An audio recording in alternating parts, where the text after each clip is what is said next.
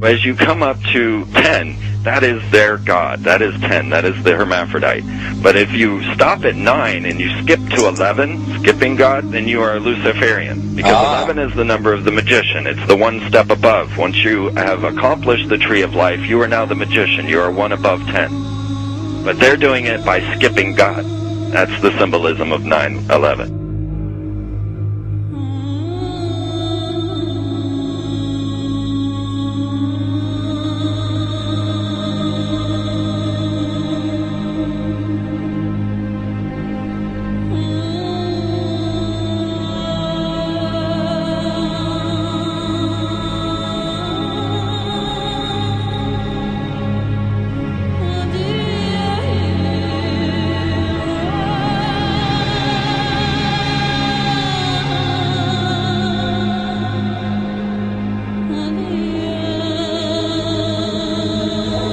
It is a big idea, a new world order. We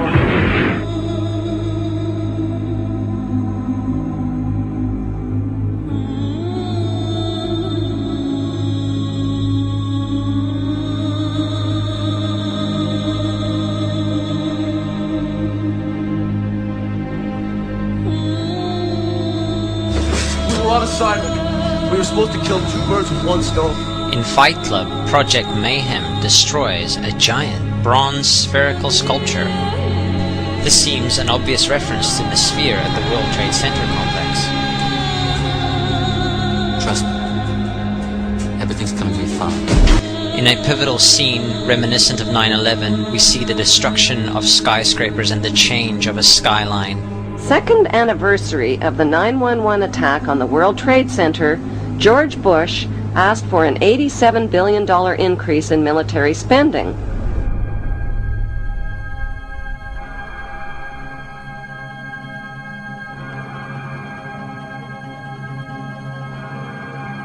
In 1904, Crowley would receive the Book of the Law soon after meditating in the King's Chamber of the Great Pyramid.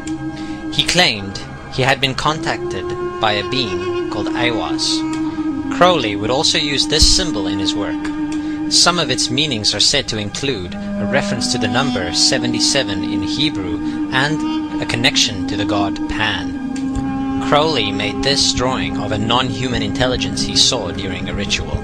Synchronous 23 has made the connection between Aiwas and the Wizard of Oz, and has further pointed out the similarities between Crowley's grey alien-like drawing and the depiction of the projection of the Wizard of Oz in the film version. The much overlooked theory has been put forward on the internet that when we are looking at George W. Bush, we are actually seeing Aleister Crowley's grandson.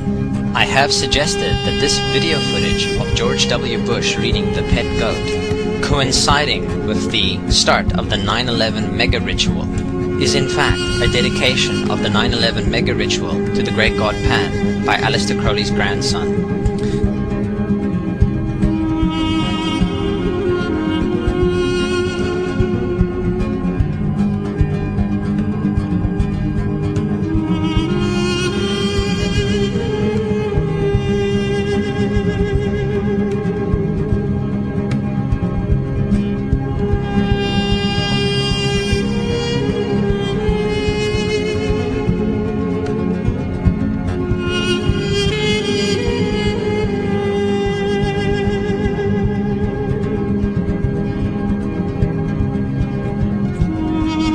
Things get a little weird.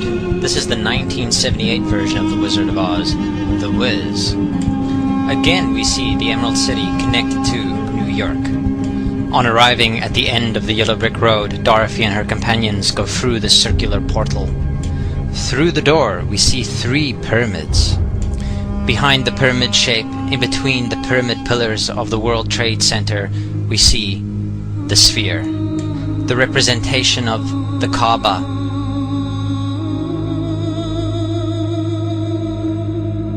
The inhabitants of Oz dance around the sphere in ritualistic fashion. Fashioned in giant letters over the dome of the sphere, we see the word Oz.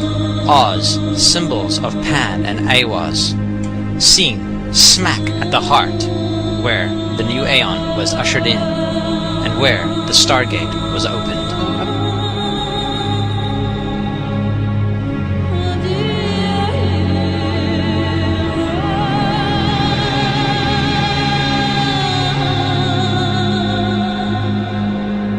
Between the Twin Towers is called the Spherical Caryatid. It was made by artist Fritz Koenig and was nicknamed the Sphere. We see that Koenig made this thing in Bavaria, the same place where the Illuminati was founded.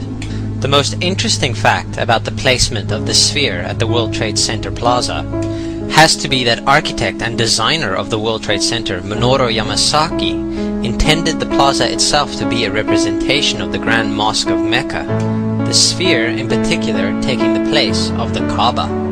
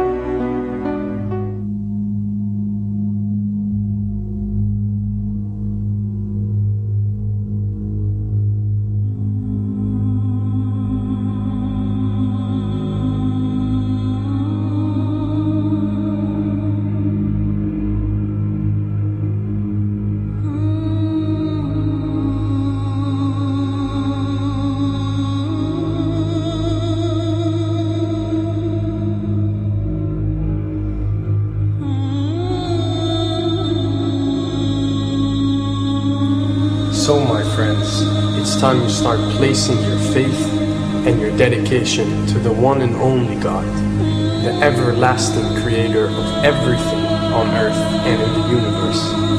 He is greater than anything our minds can comprehend. Do you know how many times Muslims are required to circle the Kaaba when they visit it? 7 times, each counterclockwise. Would you like to know why?